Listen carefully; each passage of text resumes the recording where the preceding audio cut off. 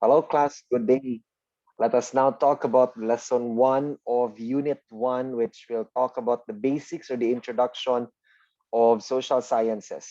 For this lesson, we are going to be talking about how fields in social science have been useful in understanding how societies and individuals come together and operate. Take note of the subject matter, societies and individuals.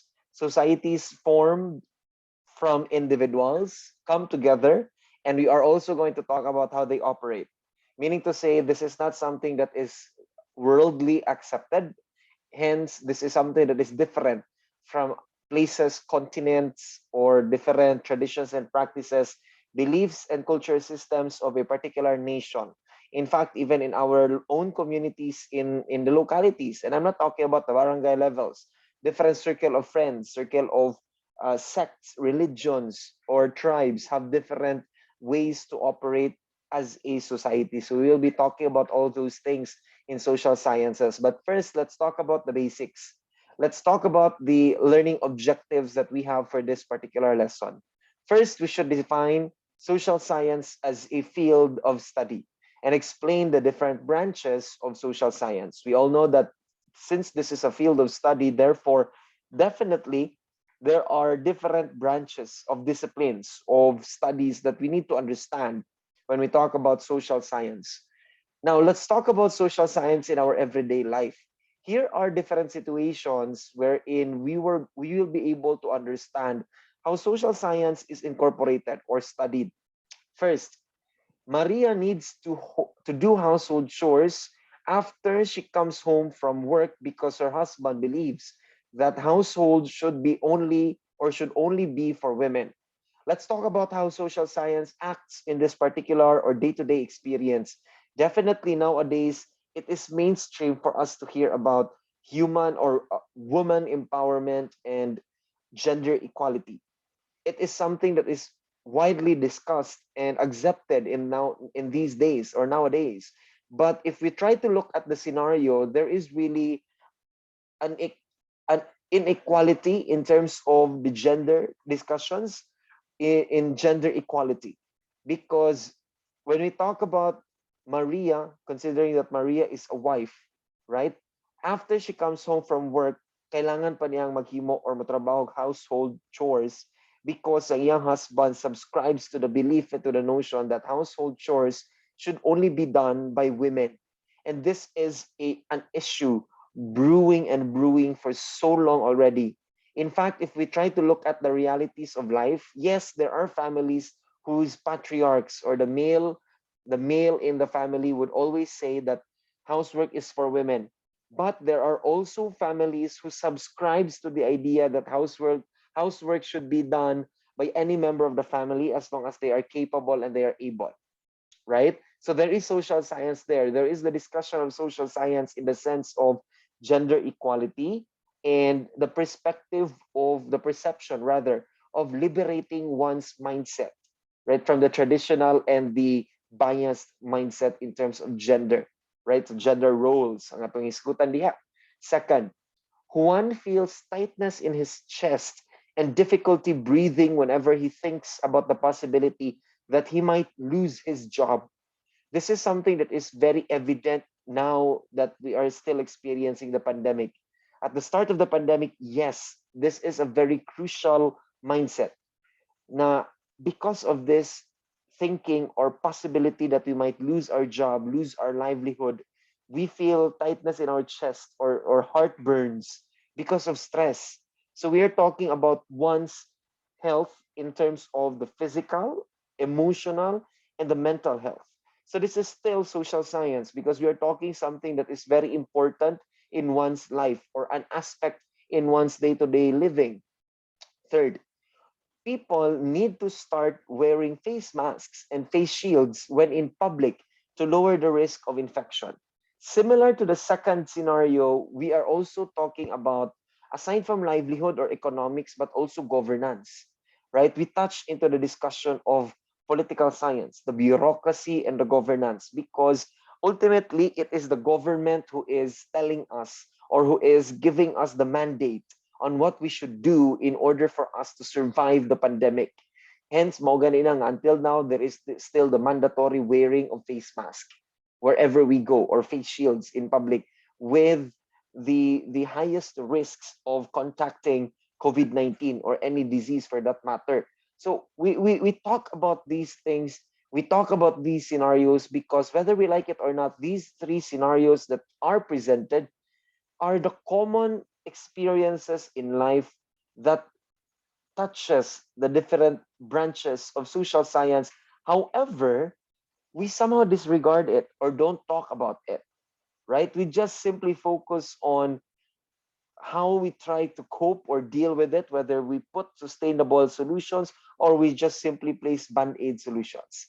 So that is something that we should also incorporate our discussion with, because as we go along, ultimately the main goal is not just to meet the objectives presented, but also to try to navigate our understanding and see the maturity of our perspective and perception based on this discussion. Okay? So let's continue. How does social science affect people's lives? Just like in the scenario given.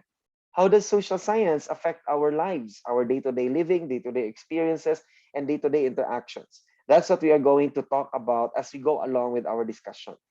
Social science class talks about human interactions, relationships, behaviors, and actions. It is dealing with how we live together in a particular environment, in a particular ecosystem. It is also concerned, or social science is also concerned with all the aspects of human society. What are the belief systems? What are the social orders that we follow? Right? What are the class struggles that we try to understand and analyze human society? Social science also deals with problems of society and offers a viable solution to these problems. Or if the viable solution is not available or attainable at this particular period of time, we provide alternatives to them. We provide alternatives na og dili pwede si option B o si option C. What could be the possible alternative to meet option A's standard or to meet option A's proposition, right? What are we trying to accomplish? What are we trying to make sure that is keeping the balance, right, between the good and the evil in our day-to-day living? So that's the concern, or that is how social science is revolving around our day-to-day experiences and our lives. Now, let's talk about the different branches of social science. We have anthropology, geography, economics, history, political science, linguistics, psychology, demography, and sociology. Anthropology class talks about the origin and evolution of man, where man came from, what theories are incorporated in the discussion of the origin and the evolution of man, and how this is affecting or influencing the perspective that we develop over time, the perspective that we try to change or we try to maintain, to sustain over time. That's anthropology. That helps us understand better, right? Asa gikan ang tao. And with the development, with the evolution of man, how we were able to come up with all these perspectives, with all these belief systems, cultures, religions, traditions. That's anthropology. We also have economics. Economics talks about the survival of people and managing the resources of a particular nation or bureaucracy. Economics touches also on how we make money and how we regulate our money. Kung okay lang ba nga na ay utang ang usa ka nasod or dapat walay utang ang usa ka nasod. That's what we talk about when we touch the subject of economics. Geography, on the other hand, is the physical properties of the earth. We talk also about the influence of the location on people's behavior. Diba, when we are living in the city, our behavior is different because the physical property or the geography that we are in is also influencing us to move or to behave differently. Pero dito ka sa bukid, there is also different behaviors. Alam mo yun sila, ay taga-bukid mong siya. Right? So we also need to discuss that in terms of touching into the a deeper understanding of what social science is all about. Next, history. History is an important event in humankind. These are events that have shaped humankind or events that have tried to change how humankind interacts with one another. These are circumstances that led to the present day living of people. What resulted from the events of the past are the experiences of those who are living in the present, and definitely those who will be living in the future. All right? We also talk about linguistics, human languages that are integrated into human actions or human interactions, the role of language in every aspect of society and daily living, right? How we try to incorporate our intentions with the use of language or human gestures, or how we try to incorporate language into shaping the society, into shaping how people live their lives, right? Linguistics. We also have political science, just like what we have talked about in the earlier examples. Political science will be dealing about the state and the government, the allocation of power to the different departments, agencies, as well as the different units, local government units, and bureaus in the bureaucracy. We're also talking about governing entities. How do we govern a particular entity? If needed bang utangon na to ni or paliton na to ni or diri na to i-allocate atong budget, diri na to i-allocate ang mga uh, implementing bodies of this particular concern or issue, right? That's what we're going to talk about when we talk or when we discuss political science. We also talk about psychology as a branch of social science. Psychology, in the sense that we're going to tap into the human mind and behavior, the study of understanding why people behave or act in a certain way, be it same or unique with one another. So that's psychology. We also need to discuss how psychology is being interpreted in terms of daily experiences as to relate to the relation of social science. We need to understand that. Now, we also discuss sociology. Sociology class, it touches now on the social institutions, social interactions of these institutions, and the social changes made by these different social institutions as a result from their different social interactions. Now let's begin, or we also have demography. Demography is different from geography because in geography we just talk about the places, mga lugar. In demography, we now touch into human population and or unidentified location. In human population, there is now the discussion of births, deaths, and marriages, as well as migration in other countries, in other areas, for us to understand best how humans live with one another or how humans develop, right, over time. Now, let's talk about the interdisciplinary connections in social science. Here is a scenario that I want you to consider. A woman is planning to work in Japan, restating that a Filipina woman is planning to work in Japan. Just to put things into context, she is weighing all concerns before pursuing her plan. Now, what are these concerns? What are these necessary weighings that she needs to do before she goes and moves to work in Japan? Here are the different branches of social science that will be hugely contributing to the decision of the woman, whether or not she will continue her decision or her plan to work abroad or to work in Japan. Let's talk about sociology. First consideration. Companies in Japan have high expectations toward their workers, meaning to say they set status quos, they set quotas, and they set standards that are very high, considering that they expect so much from their workers. It is normative for a worker in Japan to extend hours to fulfill job responsibilities, meaning to say, in Japan, it is normal that workers extend hours. So if you are going to work there from 8 to 5, there are tendencies or there are circumstances that will require you to work from 8 to 7 p.m. or 8 a.m. to 9 p.m. And that is a normal thing in Japan. Di sila magbagulbol, they have overtime pay because they know that it is the system working, that they need to work extra hours and they also get paid according to those extra hours. That's why it becomes a normative culture. Now let's discuss political science. In Japan, government allows foreign workers, So the Filipino woman can really consider Japan as a place to work kay ginaalaw man silang gobyerno ang foreign workers. However, the government does not allow the foreign workers' families to come with them to Japan. Meaning to say, you really need to set aside the family values of Filipinos and sacrifice to be away from your family in order for you to earn a living in Japan. Bawal man nimo dalaon ang imuhang pamilya unless you are a descendant, unless you get married to a Japanese national. Then that's the only consideration that they will be making in order for you to bring your family in Japan. But if the rules are flexible, considering that policies and laws are dynamic, ever changing, then it could be that if you have reached a certain number of years of employment in Japan and you now have residency, right? Nag-transfer na ka of residency, transfer, yeah, nag-migrate na jud ka totally, then maybe you can bring your family. That is in accordance to the laws. So we need to talk about governance in Japan. Hence, discussing political science, right? We also have demography. Why do we need to consider demography, human population in Japan? Here's why.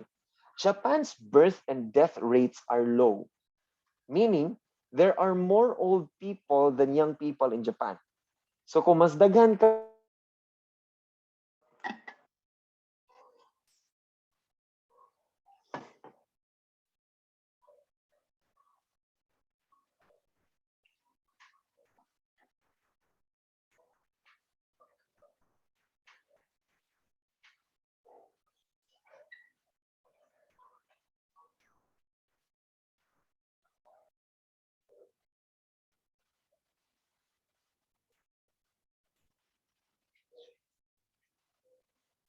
All right, let's go back to the discussion. Why do we need to touch into the demography, the study of demography? In Japan class, the birth and death rates are low. Meaning to say, gamay ra ang ginapanganak sa Japan, gamay ra pod ang mamatay sa Japan. This means that there are more old people compared to young people in Japan. Kay baba man ang birth rate. So dili dag or mas daghan jud ang maniguwang sa Japan. Baba pod ang death rate. So dili mga matay dayon ni mga Hapon. This makes it difficult to hire workers for business for Japanese nationals. Therefore, the Japanese have to hire foreign workers. That's why if we go back to the study of political science, it is stated there that the Japanese government allows foreign workers. It could be for the reason that since there are more old people compared to young people, mas daghan sa ilaha dito ang pensyonado. Or if we base it on the age bracket, dili na pwede magtrabaho o mga factory works or whatever heavy work it could be, or office work, even office work. So meaning to say that Japanese needs to hire foreign workers because there is a wider pool for them to choose to hire younger professionals that are adequate for the job descriptions that they have. Right? So makita nato now the disparity, the difference of the considerations that this particular Filipino woman needs in order for her to weigh her plan to work in Japan. Can she sacrifice the years of working in Japan, not seeing or not being with her family to earn a living? Can she also navigate through the difficult or the different situation in Japan nga mas dagan ang tiguang kaysa sa mga batanon that are employable, right? Meaning to say most of her colleagues in a particular workplace are going to be, if not Japanese, but of mixed races, of mixed nationalities. Na Filipino, na Thailand, na Malaysians, na Americans. Lagi Japanese are hiring foreign workers. So there is a huge, if she's going to weigh now these considerations, there is a huge opportunity for her if she goes to Japan, truthfully, because Japanese government and the culture and laws in Japan are very friendly to foreign workers. However, there are necessary considerations on the end of the foreign worker, such as leaving family behind, right? So that is a huge consideration on her end. Now, class, what are other daily social issues that you encounter that can be analyzed with the interdisciplinary connections in the field or of the fields in social science? What are these daily experiences or issues that we encounter? There is race, there is that's talking about demography, there is no conflicts with government, that's touching on political science. There is also biases and prejudices in terms of how we view history. No, there are a lot of movies, books, articles that are revisiting history and somehow redefining history according to one's perspective, according to one's point of view. And that is something that is very critical in order for us to understand what we are trying to achieve. No, there is also a lot of disparity and a lot of arguments when we talk about sociology, when we talk about aspects of geography, right? Who owns who, which government owns what particular island or body of sea, right? So we need to talk about those things in order for us to analyze better how these interdisciplinary connections work in our day-to-day experiences, more so help us to navigate through necessities that we need to learn and we need to discuss, right? Now, here are different examples of the bibliography that we are basing our discussions. So you may want to visit this for credibility of our discussions and resources of the PowerPoint presentation. So I hope you were able to review the discussions that we have made. You may view this lecture video over and over for you to get an in-depth understanding of our discussion. Thank you very much for watching and God bless.